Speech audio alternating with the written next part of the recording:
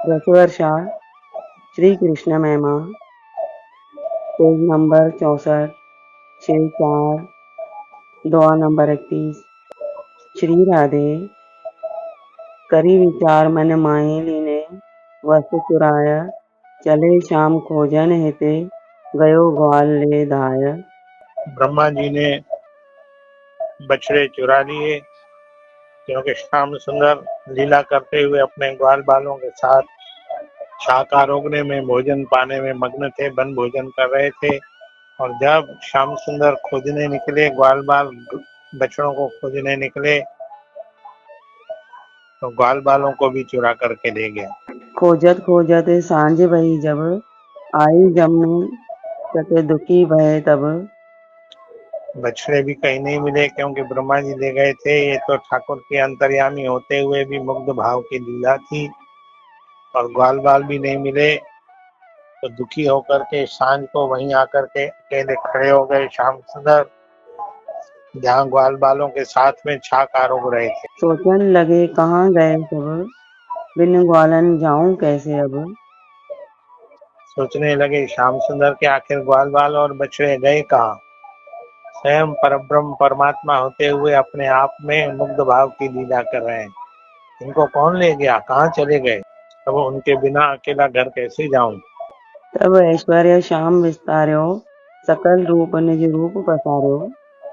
और फिर अपने परमात्मा स्वरूप में स्थित होकर के ब्रह्मा जी की सारी लीला समझ गए, सारा उनका षड्यंत्र समझ गए।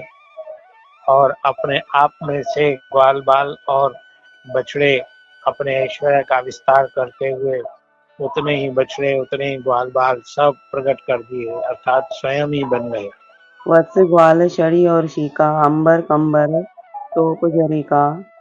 यहाँ तक कि जो वस्तुएं ग्वाल बाल ले आते थे साथ में, छड़ी, छीके,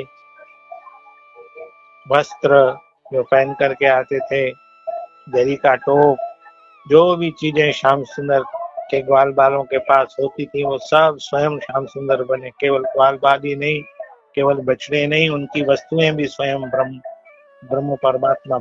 सकल वस्तु भय श्याम स्वयं प्रभु या विधि स्वयं प्रकाश कियो प्रभु विभु। सब वस्तुएं श्याम सुंदर बन गए, स्वयं बने। इसी प्रकार मानो अपने प्रकाश का विस्तार किया। और वेद की ये वाणी सत्य की सर्व खल्व विदम ब्रह्म। आए जब ब्रज मंडल माई गोपी गाए निरखी चित चाई। और सायंकाल को नित्य की तरह बछड़ों को हाँकते हुए ग्वाल बालों के साथ में बंसी बजाते हुए झूमते हुए लौट करके आए, तो गोपियां देख करके इतनी मुग्ध हो गई, वैसे अपने बच्चों को ले जाती थी तो श्याम सुंदर को देखती हुई जाती थी। लेकिन आज उनको वही आनंद अपने बच्चों में आने लगा जो श्याम सुंदर को देखने में आने लगा, क्योंकि उनका मनोरथ था कि हम अपने बच्चों की तरह ही श्याम सुंदर को, जैसे यशोदा मैया महलों में ले जाती अपने घर ले जाए, आज श्याम सुंदर उनके मन की भावना पूरी करने के लिए सब उनके बालकों के रूप में प्रकट हो गए। ये स्वयं श्याम सुंदर ही थे। और बछड़ों को देख करके गौए यद्यपि उनसे छोटे बछड़े हो चुके थे, फिर भी इन बड़े बछड़ों को चाट। मिले श्याम तनई सुतरूपा पूरत किए मनोरथ भूपा। इस प्रकार श्याम सुंदर गोपियों के साथ और बछड़े गायों के पास पहुंच गए, उनके मनोरथ को पूरा किया, क्योंकि ठाकुर तो सबके मनोरथ के पूर्ण करने वाले राज राजेश्वर हैं।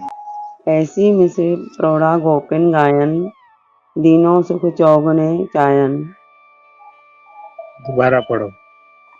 ऐ मिसे प्रौढ़ा गोपिन गायन दीनों सुख चौगुने चायन। इस प्रकार प्रौढ़ा गोपियों को और गायों को सुख दिया,